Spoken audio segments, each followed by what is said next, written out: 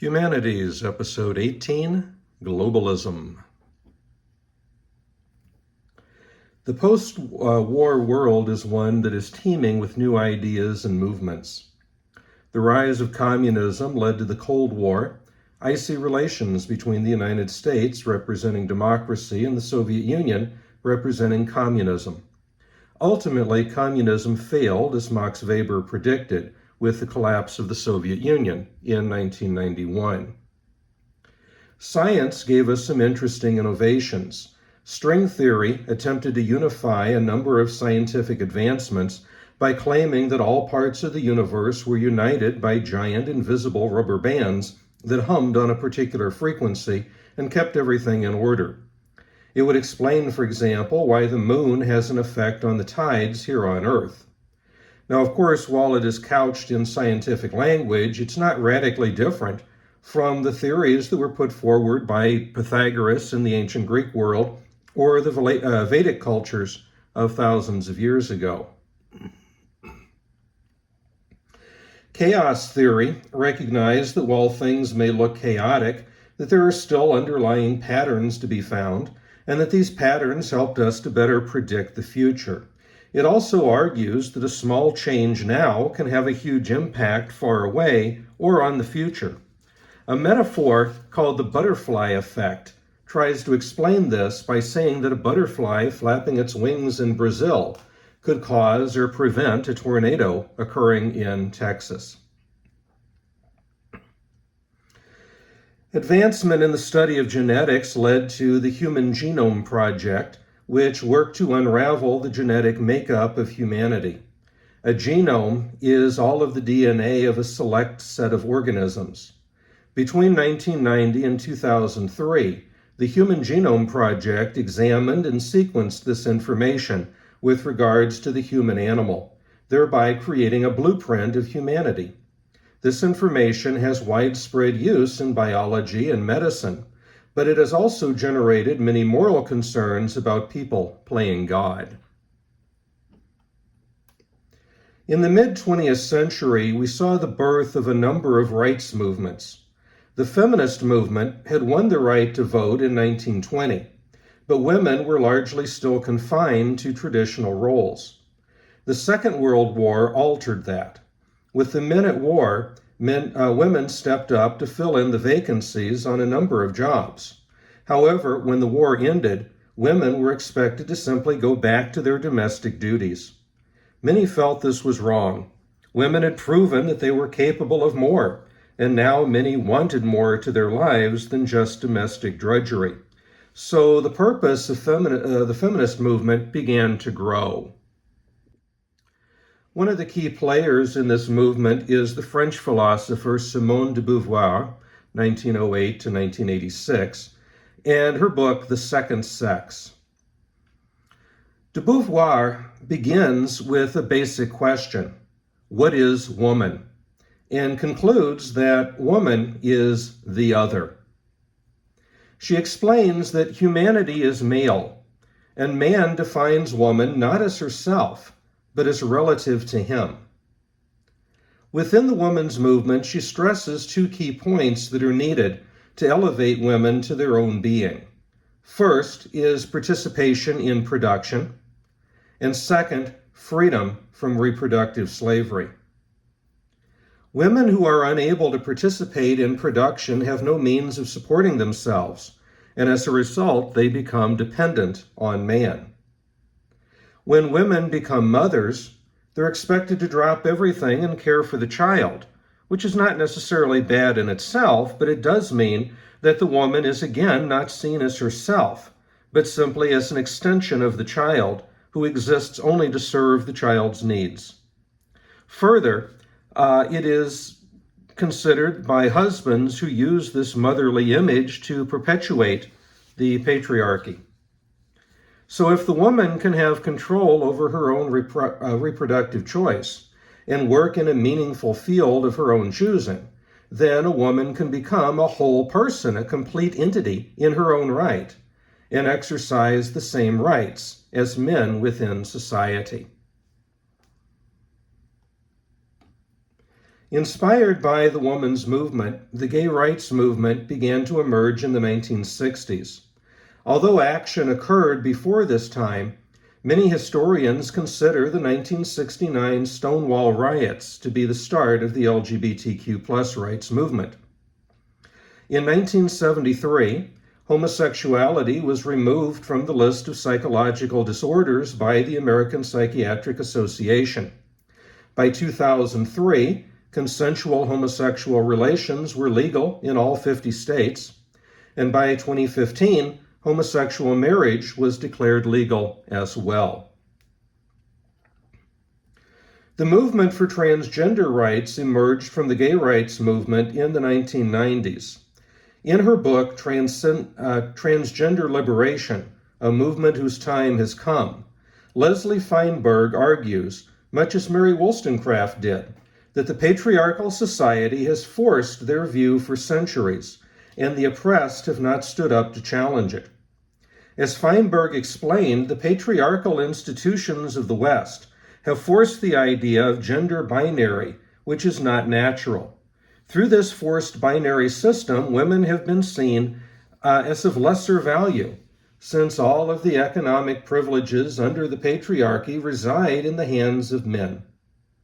Women who want to be strong and work towards economic betterment, as well as men who want to express their feminine side, are outcasts under this binary system. Feinberg's desire is to overturn this artificial imposition and recognize that transgender diversity that exists within this world. In this way, all people can be who they really are and work towards achieving the goals that are important to them. A great legal victory came in 2020 when the U.S. Supreme Court ruled that the 1964 Civil Rights Acts applied to gay and transgender people. This ruling offers protection against discrimination in the workplace, housing, and employment. Specifically, Title VII of the Civil Rights Act declared that all humans are to be treated with respect and dignity. Sadly, despite these advances, discrimination is still prevalent towards women as well as members of the LGBTQ+ community. Perhaps the natural next step, given the similarities, would be for the women's movement and the LGBTQ+ movement to work together towards the common goal of equality for all. Of course, the call for African American rights continued and grew during this time. Martin Luther King Jr. and his Southern Christian Leadership Council worked tirelessly to bring about equality. Martin Luther King Jr., 1929 to 1968, was born in Atlanta, Georgia, in the segregated South. He earned a PhD in theology from Boston University. Dr. King became active in the civil rights movement early on as a strong, intelligent leading voice, practicing civil disobedience, always in a nonviolent manner, in order to effect positive change. In 1955, he organized a boycott of the Montgomery, Alabama Transit Company in order to force desegregation of the buses. In 1963, he organized and led a 250,000-man march on Washington, D.C. that helped bring about the Civil Rights Act and the Voting Rights Act of 1965. Also in 1963, Dr. King led a demonstration through the streets of Birmingham, Alabama. This act of civil disobedience led to his being jailed for marching without a permit. While King was in jail, he read an open letter addressed to him concerning the practice of nonviolent demonstrations. This letter was signed by the top clergymen in the state. Their argument was that while King's intentions are nonviolent, when such a large number of people join together, violence may still erupt, and that rather than put the city in such a position, it would be better to keep the fight for civil rights in the courts, and not as a popular movement. In response to this letter, King writes what has become known as his letter from Birmingham jail. King opens and closes the letter very civilly, and he answers the charges calmly one by one. First, the question was raised as to why King, who is a Georgian, is in Alabama causing trouble. King responds that the main reason he's in Birmingham is that injustice is there. And injustice anywhere is a threat to justice everywhere. For the sake of justice, injustice must be put down wherever it is found. King, stressing a nonviolent civil disobedience, chooses demonstrations in the form of marches and sit-ins. King charges that the clergy are more concerned with keeping order and holding to the status quo rather than using their influence to effect positive change. King wants to effect that change and explains in detail this nonviolent method. There are 4 stages, he says, to his method. Step 1 is the collection of facts, which leads him to declare that Birmingham is probably the most thoroughly segregated city in the United States. Step 2 is negotiation. Community leaders meet with King's people and negotiate an end to segregation. But the community didn't follow through and segregation continued. So the decision was made to move towards direct action, which means that step 3 becomes necessary. Step 3 is a workshop on self-purification, a workshop on nonviolence. This is intended to prepare the participants for the fact that they will be breaking the law and must be willing to accept the consequences of their action. The participants may be faced with violence, but they must not fight back. They may be jailed, they may be treated very badly, and they must simply resign themselves to that fact. This is contrary to our natural way of responding to situations like this.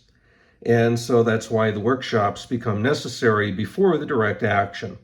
And step 4, of course, is the direct action itself, which in this case was the march. The purpose of direct action is not to cause trouble, but rather to put the issue forward and force legitimate negotiation by creating a tension. This need for tension is legitimized by an analogy to Plato's allegory of the cave. The tension awakens knowledge of the problem. It creates a need for negotiation to try to solve the problem. The clergy go on to accuse his movement of being untimely. They argue that he should simply wait and allow the courts to do their work, and justice will be done in time. But as King points out, wait is simply a metaphor for never. Now must be the time to bring change. Following in the footsteps of Kant, King explains the difference between just and unjust laws, stating that one has a duty to obey the just laws and a duty to violate the unjust laws. King acknowledges that there will always be people who are in opposition to him. There will always be white supremacists and the Ku Klux Klan, but his real problem is not with these people. Direct action is not intended to change the mind of the extreme racists, which is futile. Rather, direct action is aimed at the white moderate, the people who theoretically agree with him, but will not do anything to effect change. These people may not like the circumstances, but they have no desire to become involved. Direct action places the issue squarely upon the shoulders of the moderate and forces them to pick a side. King's tactics of nonviolence are a preferable means to change than violence. And if pent-up emotions cannot be expelled nonviolently, then it will be expelled violently. King's way was not the only way. Malcolm X, the Black Panthers, they also were out there trying to bring about change, but they were doing so, and in the case of Malcolm X, at least initially, in a violent fashion. Malcolm X said, by any means necessary. But Dr. King's way was one of peace, one of negotiation. So essentially, he was giving the clergymen and the people of America a choice. The unjust system has to be overturned. The promise of freedom and equality to all made in the Declaration of Independence had to become a reality, and it would be. The question was whether it would change due to violence, violent revolution, or nonviolent civil disobedience. That was the decision that had to be made. In the field of philosophy, existentialism becomes all the rage in the mid-20th century. The ideas behind existentialism are very old, but the modern philosophy is credited to Jean-Paul Sartre, 1905 to 1980. Sartre was the life partner of Simone de Beauvoir, who we spoke of just a little bit ago. Now, the term existentialism was not used initially within Sartre's own writings. It was signed by the historian Gabriel Marcel as a way of referencing or referring to the work of Sartre. When we look at the movements of existentialism, Søren Kierkegaard is really considered to be the father, the originator of existentialism back in the 1840s, about 100 years before the time of Sartre. But again, the term itself hadn't come into being. The Russian novelist Fyodor Dostoevsky, who we talked about in a couple lectures back, he also, through his novels, advocated an existential viewpoint. Friedrich Nietzsche, Martin Heidegger, Martin Buber, Albert Camus, Simone de Beauvoir, they all advocated this view known as existentialism. So what is existentialism? Well, existentialism is concerned with showing the individual in concrete situations in the world and noticing how the individual handles those situations as an individual. Through the views of existentialism, we recognize that each individual is unique to every other individual in the world. No two people are exactly the same, and no two situations are exactly the same. And so we want to look at an individual and how that person makes the decision that they make in the moment that they make it. It is a form of psychoanalysis. It's a form of looking back. Because of the nature of existentialism, it can't do as other theories do and create a sort of ethics that says, here's what you do in this situation. Because every situation is unique, so all we can really do is look back in hindsight. When we talk about existence, which is the heart of existentialism, there's a couple of things we have to keep in mind. First, for the existentialist, existence refers only to human existence, not to animals, not to plants, not to tables and chairs, but human beings only. And more specifically, existence refers only to the part of human existence which distinguishes it from the being of everything else. So what is it that makes human beings unique from all of these other entities? There are two elements that come forward. First, human existence has a care for itself. Of all the things that exist, human beings are the only ones that think about its own existence, that ponder why it's here, if there's a meaning to its existence, if there's anything beyond this. Now, of course, we could argue that that is because human beings have the capacity for language, which certainly tables and chairs don't, trees don't, but the argument has been put forward recently that maybe some other animals do have a form of speech or communication.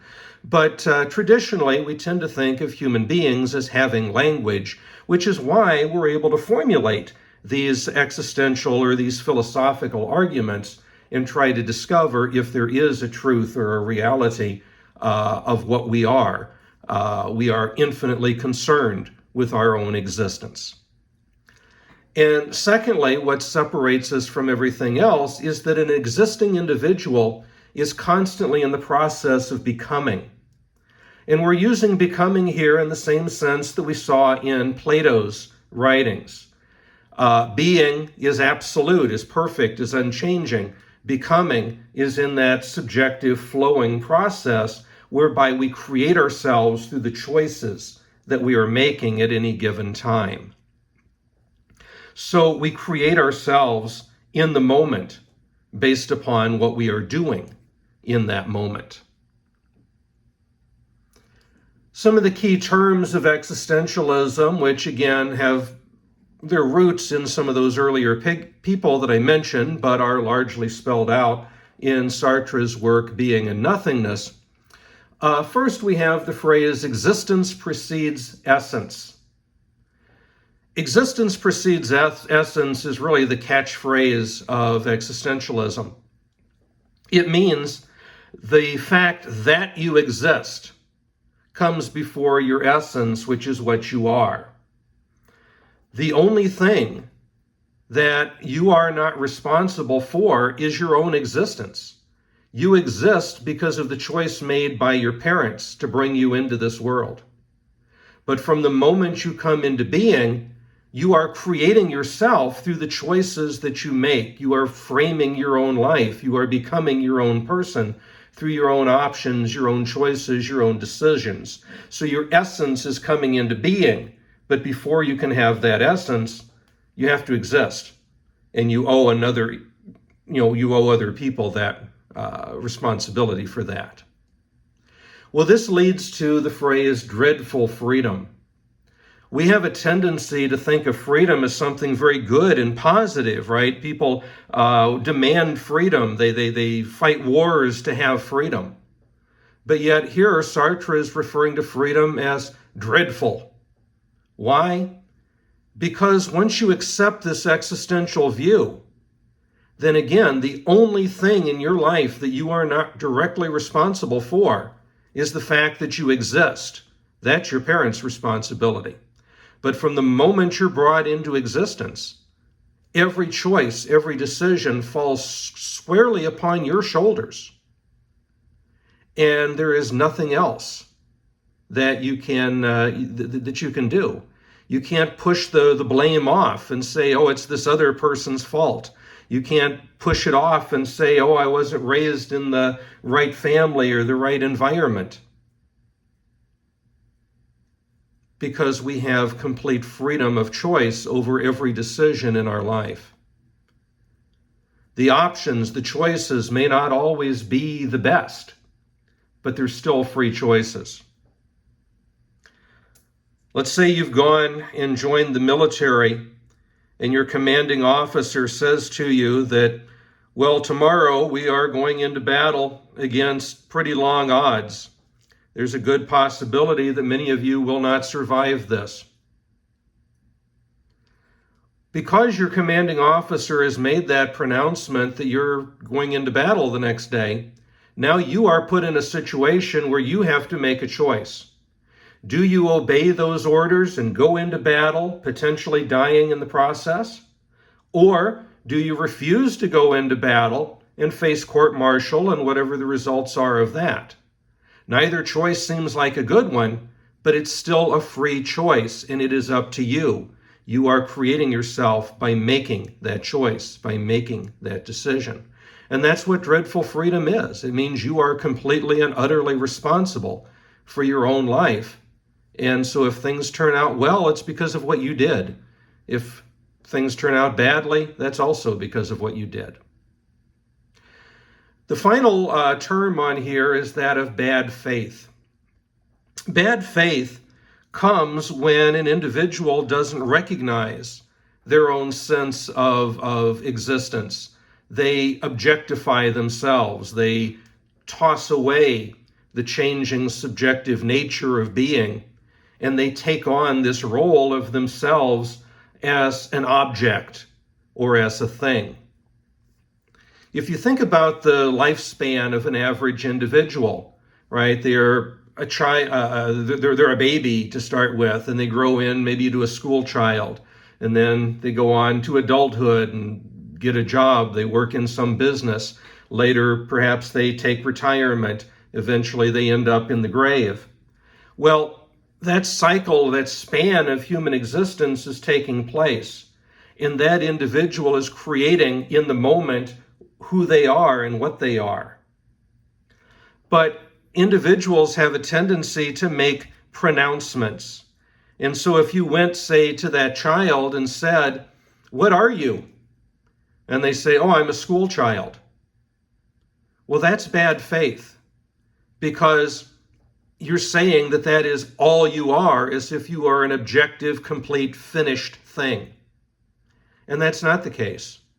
Even in that moment, you're not just a school child. You're also a brother or a sister. You're also a son or a daughter. You're also maybe someone who plays on a sports team. You're somebody who does various things. And so you are not just that one isolated thing that you're trying to turn yourself into. You are not an object. But when you treat yourself like you are, that is bad faith.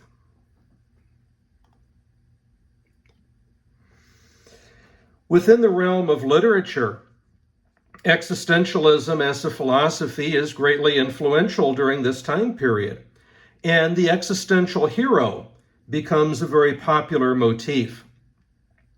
The existential hero is a person who takes their life totally in their own hands.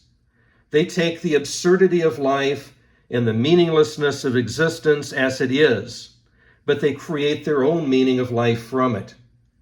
They shun social convention. They embrace the dreadful freedom that Sartre spoke of. They take full responsibility for their actions and for their life. Sartre's friend and fellow philosopher Albert Camus, 1913 to 1960, was a master of this form.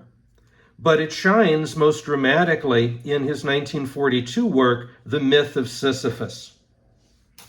Camus took the ancient myth of Sisyphus, the idea of a man condemned by the gods to roll a boulder to the top of a mountain, only to have it roll back down again, and to repeat this action over and over and over again for all of eternity. This was used to promote Sisyphus as the ultimate existential hero.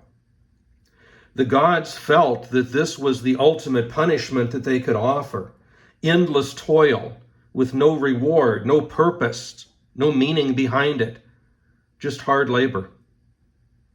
But according to Camus, Sisyphus can take the absurdity of his situation. He could find his own meaning within it. This rock that he's pushing, this is his rock. And the mountain he's pushing it up, this is his mountain. He's the king of this domain. And within his mind, each trip up this mountain becomes a unique experience. Each trip imagines taking a different stone to the top. And as he gets it up there, he's building his castle on top of this mountain. And so he finds a meaning, he finds a purpose for himself by embracing the absurd nature of his own situation, of his own existence. I see great similarity here between the story of Sisyphus and Don Quixote that we spoke of several lectures back. Both create a world of meaning in their own mind. They take control over themselves through their exercise of their own freedom, and they use it to embrace and overcome the absurdity of life. And so perhaps we might look at Don Quixote as being an existential hero too. We just didn't have the phrase yet. Heavily influenced by existentialism and the existential hero was the Beatnik community. The Beatniks rejected traditional materialistic society in exchange for a bohemian lifestyle of artistic self-expression. Jack Kerouac, 1922 to 1969, was a leading member of the Beat generation. Kerouac was an American novelist and poet who was called the King of the Beats for his work promoting the ideas of self-expression, nonconformity, spirituality, and longing for travel. Amongst his most popular books are The Dharma Bums, The Subterraneans, Big Sur, and of course, On the Road. Despite his fame and literary success, when Kerouac died at the age of 47 from cirrhosis of the liver, his entire estate amounted to all of $91. Kerouac followed a stream of consciousness style that allowed him to keep writing without revision. And in fact, his work on the road was composed on a single scroll of paper, which you see represented here. It's almost like a Torah scroll, 120 feet long. And he wrote on this so that he could keep going with the flow and not have to stop from one page to another. On the Road tells the story of two friends traveling the country. The character of Sal Paradise was Kerouac, and the character of Dean Moriarty was his friend Neil Cassidy. Along the way, they spend time in jazz clubs, they go to poetry readings, they have deep philosophical discussions of an existential bent. And as the characters try to live their own existence authentically, they become the existential hero. Another member of the Beat generation was Allen Ginsberg, 1926 to 1997. He was an American poet who rejected much of his Jewish upbringing in favor of Buddhism and other Eastern traditions. He lived in Greenwich Village in New York City, where in the mid-60s he came to know Srila Prabhupada, the founder of the International Society of Krishna Consciousness, commonly known as the Hare Krishnas. While Ginsberg remained Buddhist, he did help support and promote the Krishna consciousness movement and often incorporated the Maha Mantra into his poetry readings. Hare Krishna, Krishna Krishna, Hare Hare, Hare Rama, Rama Rama, Hare Hare.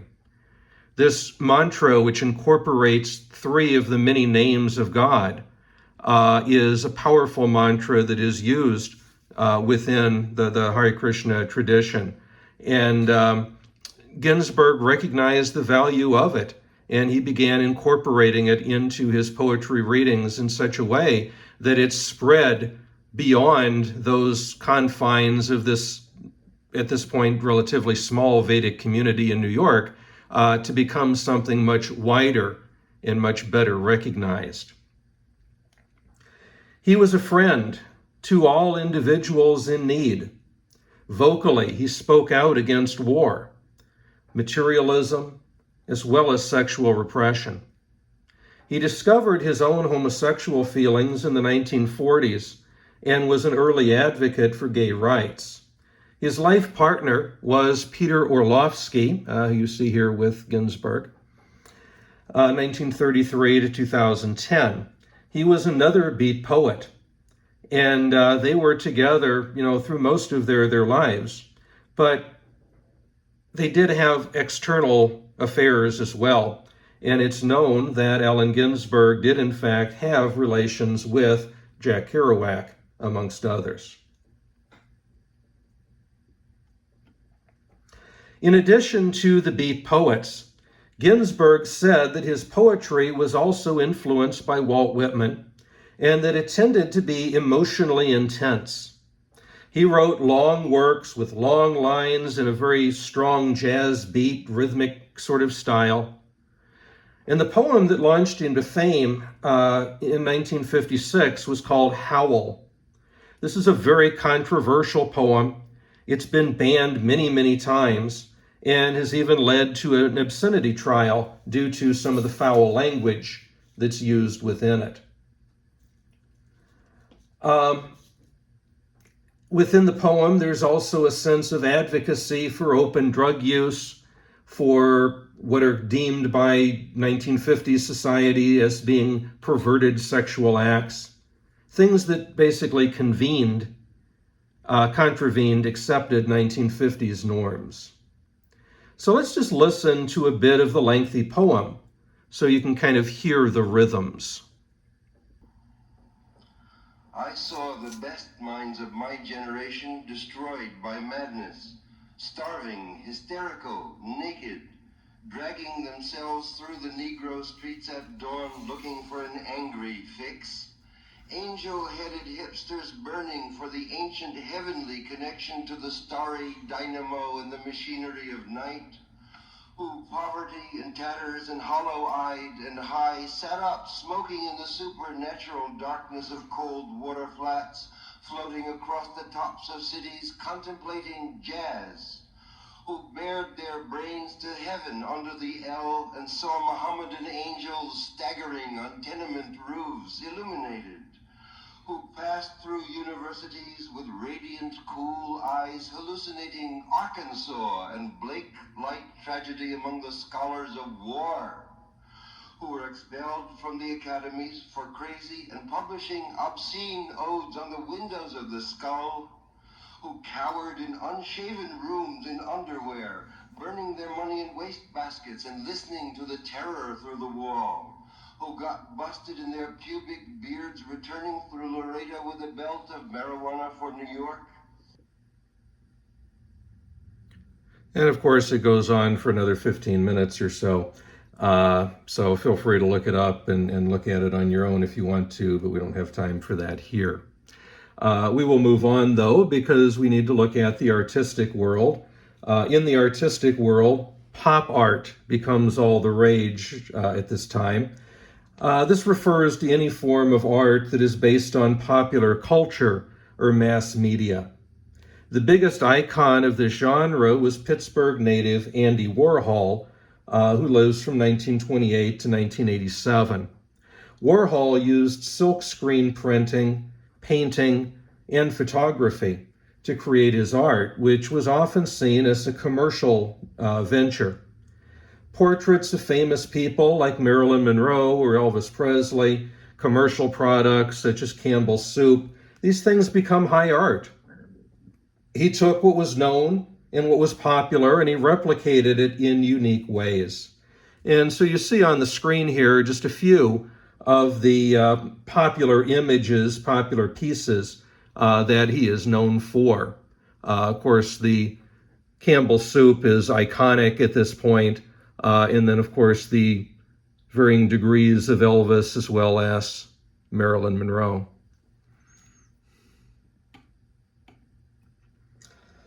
In the area of music, we find a lot of new genres and innovations during this time.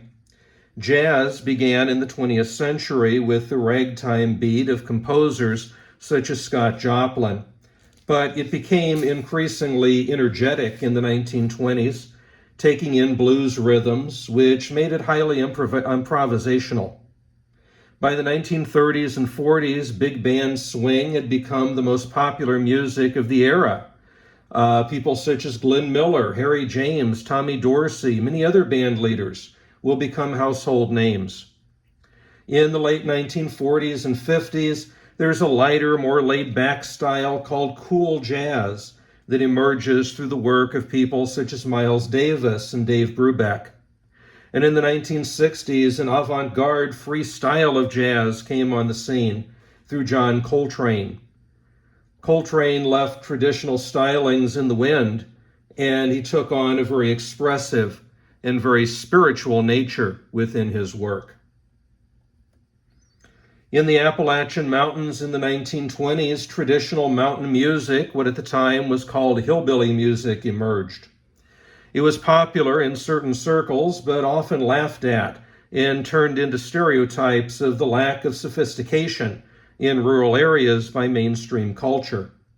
However, by the 1930s, radio programs such as the Grand Ole Opry were heard in homes around the country, and what would later come to be known as country music would come into its own. On the 11th of June, 1949, Hank Williams sang Lovesick Blues on the Opry, and country music's popularity began to skyrocket through him. In Kentucky, a blend of country music with gospel, blues, and Celtic led to the genre of bluegrass. Bill Monroe, considered the father of bluegrass, had the honor of naming this genre after his band, the Bluegrass Boys, which were so named because Kentucky is the bluegrass state. In 1962, the television series The Beverly Hillbillies premiered with its theme, a bluegrass tune called The Ballad of Jed Clampett, sung by Flatt and Scruggs.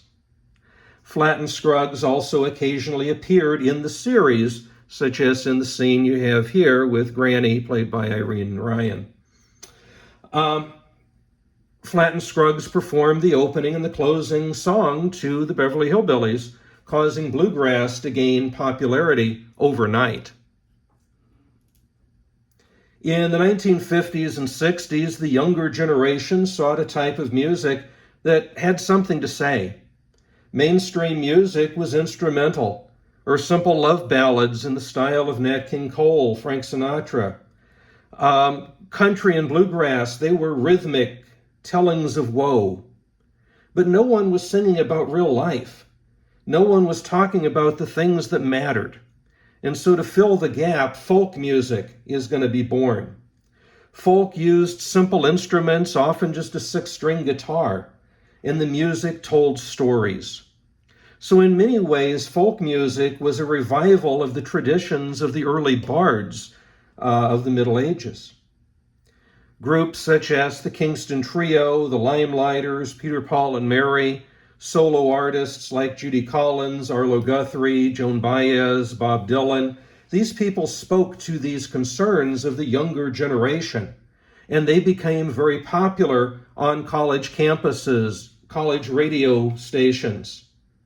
Many of the songs that they were creating promoted the idea of peace and spoke out in opposition to the Vietnam War. In the mid-1950s, rock and roll came on the scene. It was a wild conglomeration of styles incorporating African-American rhythms, blues, country, and gospel into high-volume, high-energy sound that brought joy to the post-war youth. Chuck Berry, Little Richard, Bill Haley, and of course Elvis Presley became all the rage. The older folks didn't seem to take to it. It was too loud, and why is that man gyrating so wildly? But the kids loved it, and its popularity only grew from there. Rock and roll went on, to its own heights, but also led to other genres too. From rock and roll, we get punk, we get metal, we get alternative. There's a number of offshoots that come along. In addition, early blues and gospel is going to lead towards R&B, which in part is going to lead to hip hop and rap in the late 1970s. And so when you look at the musical scene of the 20th century, it truly is an explosion. A music lover of today has so many genres to choose from, and there is literally something to love in every one of those. Well, I hope you've enjoyed this series, Humanities, as we've made our way from the ancient world to the modern era. It was all done in real time over the course of one semester. So no doubt new episodes, as well as alterations to current ones, will be made in the future. If you would like to keep an eye on new material, please follow The Moral World on YouTube. And thank you for watching.